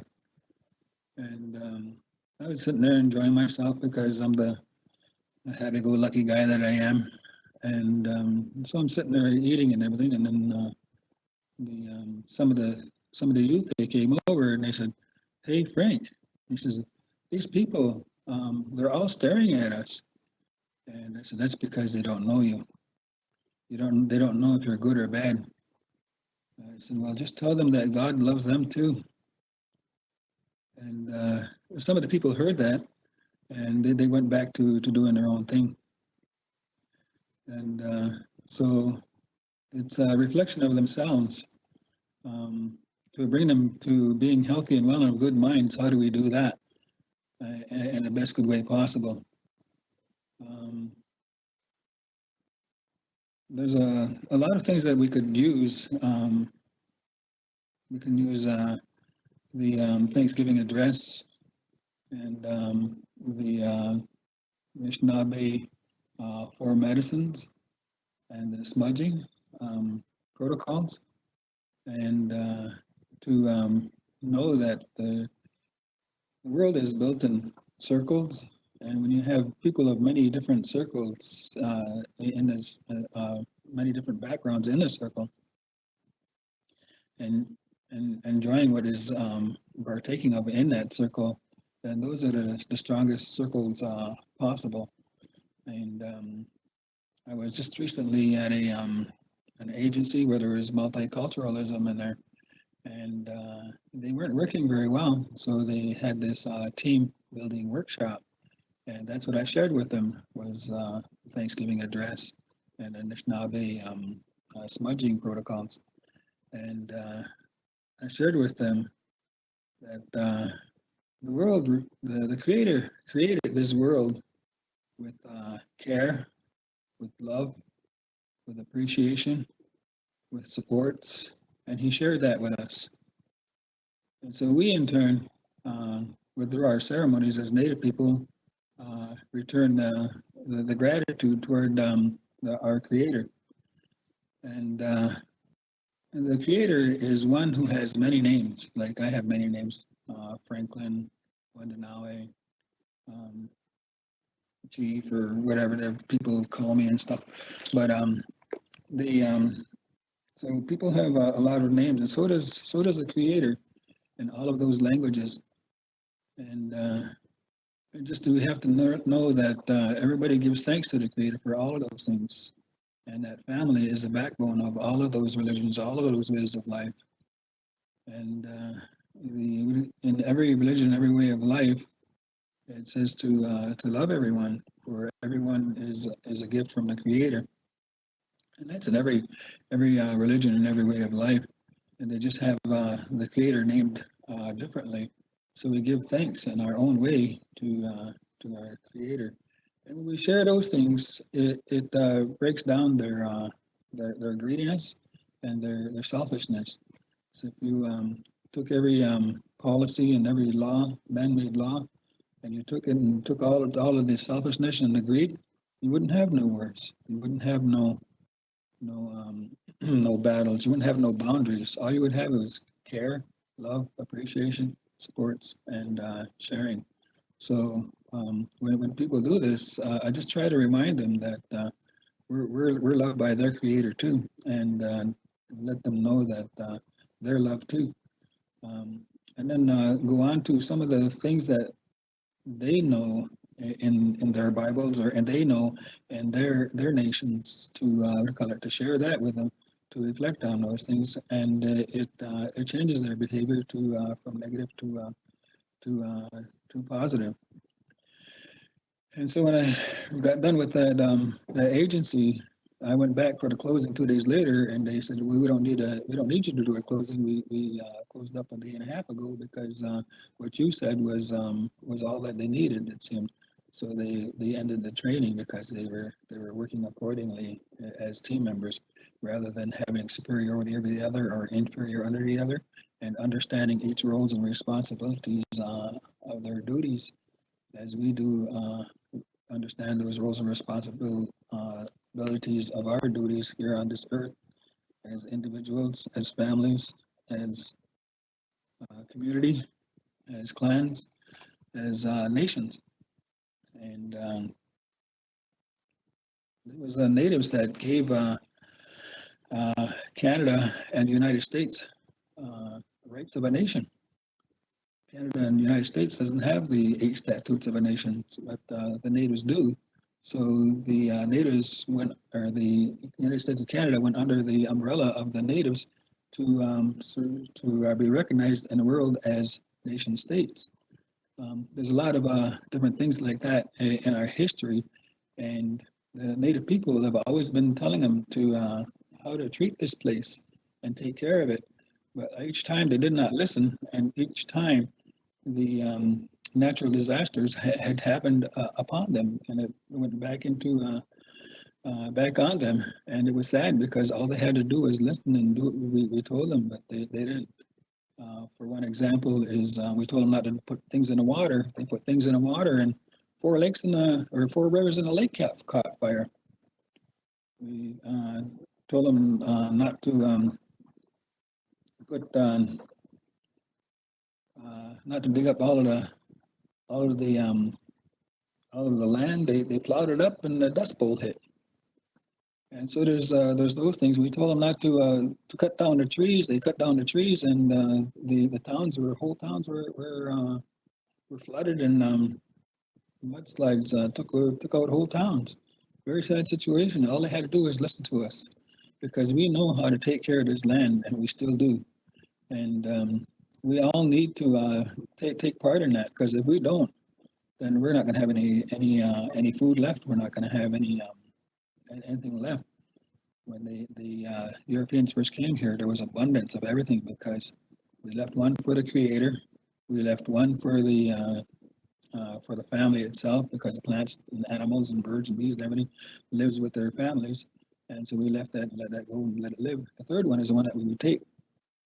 And Lakota out west, they still sing their songs where the buffalo would go around in a circle, put everyone in the middle, and then one would come out in a certain part of that song and offer his life, and that's the one that they would take. So they weren't greedy and selfish, and they didn't take everything for out of it, because they knew that they had to preserve for the next generations to come. And now today, all you hear is me, and my, and I need, I want. But take all that away, and all you have is care, love, appreciation, support, sharing. And we also lived in our extended family, so it was always supporting, always caring. And to this day, families are adapting those ways to raise their children without having to use a strap, without having to put them in the room for 5 minutes or something like that. But there's always ways of counseling and giving them options to do these things. So I thank you very much for listening, and I hope I answered your question in the best way that I know how. You absolutely did, and you know, it's we may have had to struggle to bring you online technically, but I feel it was so worth it, and I'm so grateful that you were able to share those beautiful words with us. Unfortunately, we are approaching the end of our conversation, which I'm very disappointed about because there are so many good questions. But I want to give both Harlan and Kelly a chance to say a couple of words in closing, perhaps respond to one or two of the questions quickly. And then I'm going to turn it back over to you, Franklin, to close us in a good way. So if you have to leave the conversation, you know, right at noon, we certainly understand. If you would like to stick around, we're going to maybe run just a couple of minutes over to give our panelists a chance to respond as they will before we close for the day. So perhaps I'll turn it over to Harlan first, and then to Kelly to end the conversation as you will, please.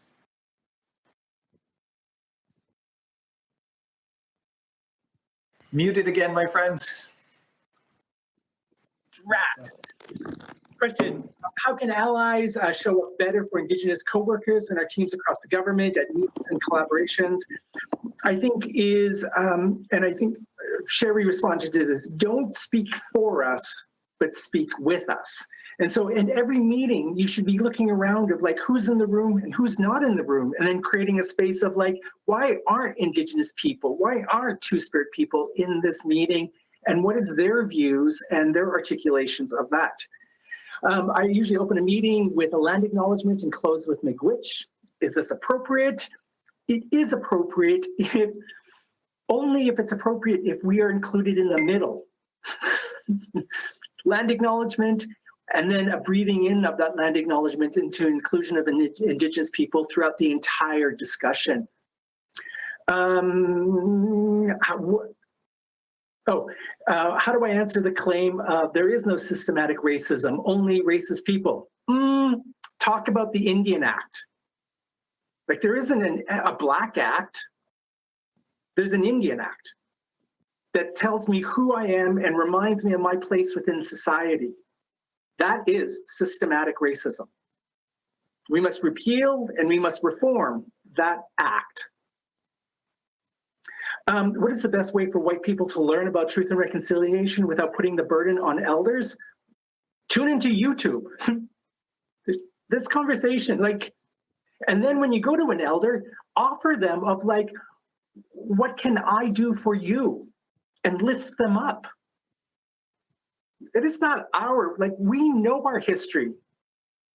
And like, we talked about John A. Macdonald. Go back and look at some of the political platforms. The residential boarding school was a political platform.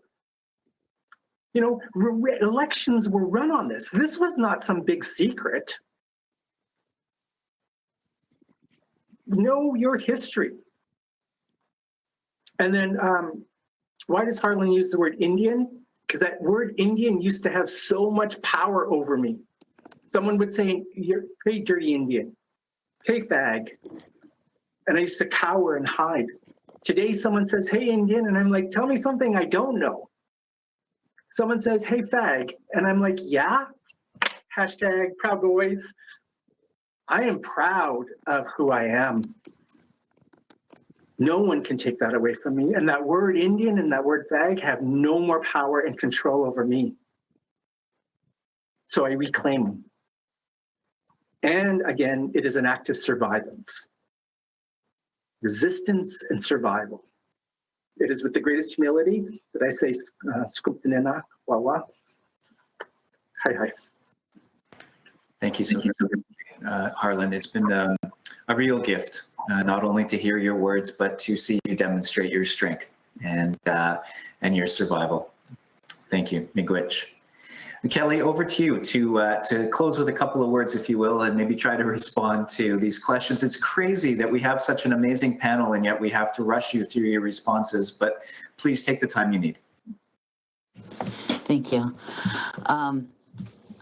Okay, so just to answer a couple of the questions, I'm glad Harlan chose the questions he chose because I chose some different questions. So it worked out great that way. It will work out that way. So the one question is, as a person of color, I can relate to always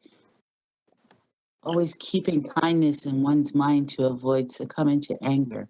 What is one way you maintain that kindness in your minds? So, like I had talked about earlier, like the Haudenosaunee philosophy of the good mind, it encompasses being, the best person you can be, right?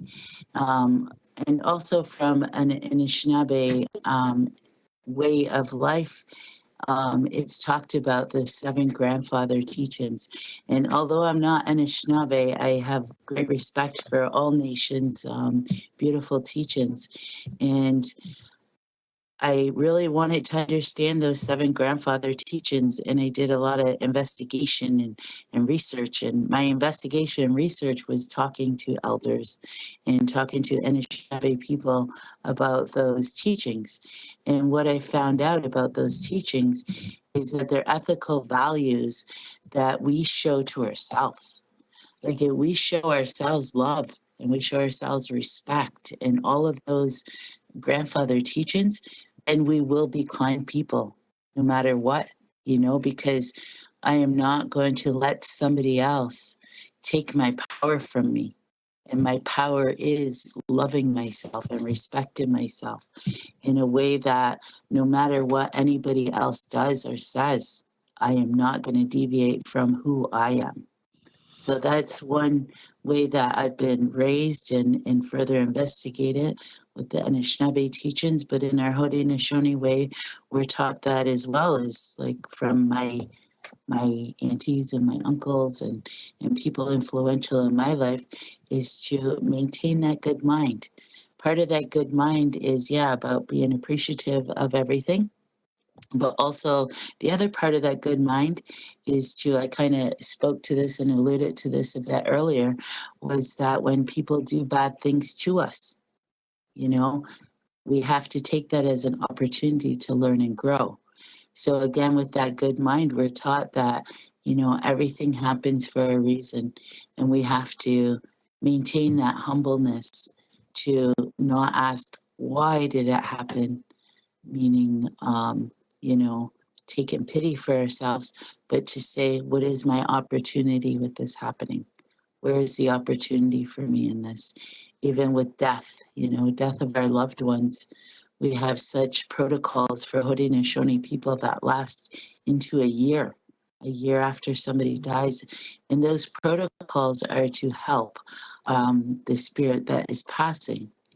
And in part, that helps us as well as the people that are here still living without those loved ones.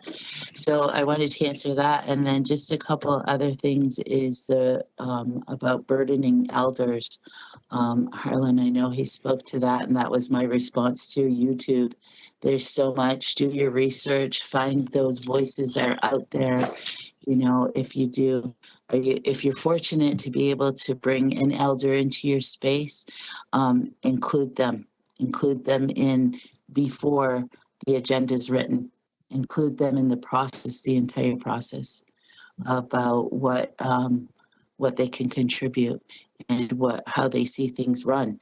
I worked at University of Waterloo and was doing their indigenization strategy, and it took me a few months into my contract to have the steering committee be able to allow me to open our meetings in a traditional way. So I will say I didn't renew my contract, but we won't get into that one.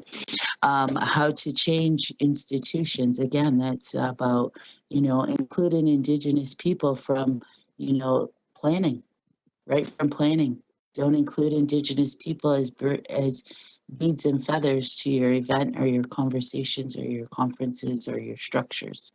include us right from the beginning. One other thing I wanted to mention, and I'm so thankful Harlan has brought this up a number of times, is the Indian Act. And he speaks about there is no other Indian Act, and that's true. Canada holds the only race-based legislation in the world, and that is the Indian Act. That is systemic racism, as Harlan had spoke about. So thank you again, Yawa Goa. From the shores of Lake Erie and from, my ancestors and my people of the Haudenosaunee, I want to say Nyawa Goa again for inviting me to this conversation and to be part of this amazing event. Nyawa. Thank you so very kindly, Kelly, for your beautiful contributions, for being a part of this conversation. It's time to close, and I would love for Franklin to be able to close for us, but it looks like perhaps his connection has been lost again. And so I'll say, can you hear me, Franklin? Yes, I can. Would you be willing to say a couple of words in closing? Okay.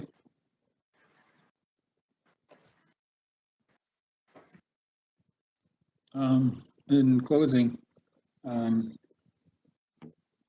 we'd like to know that everyone to know that we are in our path on this earth, and we have no words to say goodbye. We only have Onagiwahi, or Bamapi, which means until we meet again. It means if we follow the instructions of the Creator to bring each other to being healthy, well, and of good minds, and taking care of all of His gifts, everyone and everything, that we'll see each other when we go to that circle to be with our Creator.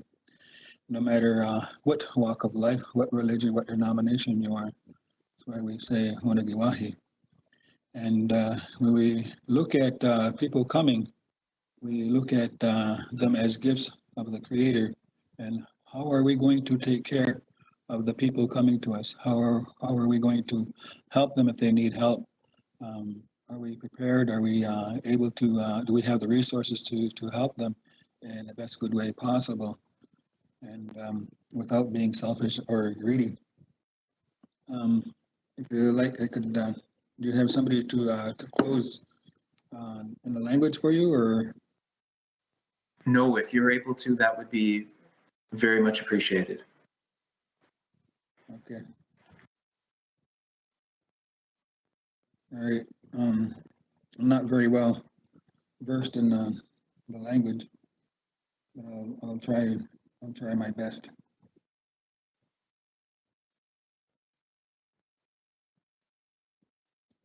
Kenchukwa, Sutam Yost, Kini Gariwesha, Negari, Ohando, Galiwadekwan, Ngawano, Headshon.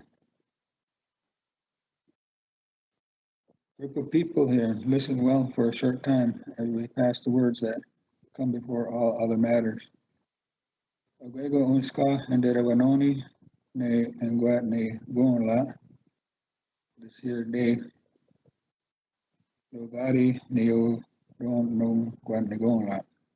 We put our minds together, and this day, now let our minds be that way. Deity of Alarone, Ongwe Shon. We greet and thank the people. Deity of Alarone, Yonge Snena, Chi Yon Honcha, Yon Chadi. We greet and thank our Mother, the Earth. Deity of Alarone, Genta Shona. We give thanks to the fish. Deity of Alarone, Onego Shona. We give thanks to the waters.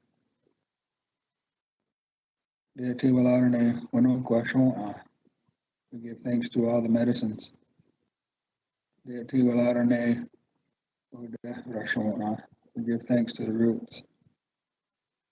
Deity of Alarone, Ohon de Shona. We give thanks to the grasses. Deity of Alarone, Gakwashona.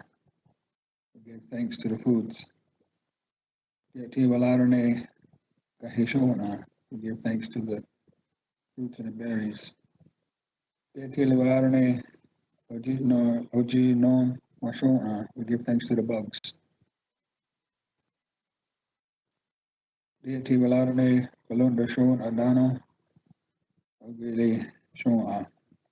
give thanks to the trees and the bushes. We give thanks to the birds. We give thanks to the four winds. We give thanks to the thunders. We give thanks to our brother the sun. We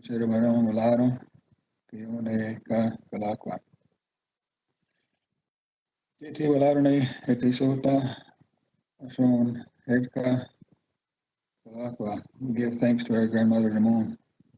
We give thanks to the stars. We give thanks to the four winds, or four sacred beings.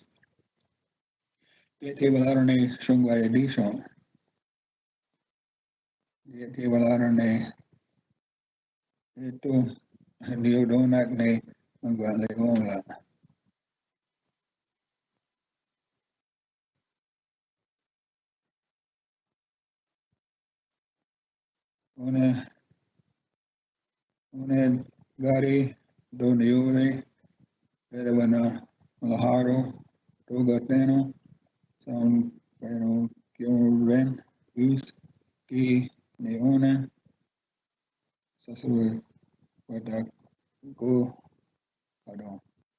Now then, that is how far we have gone with our words. If there's anything that we have forgotten to mention, now then you could fix it or add to it.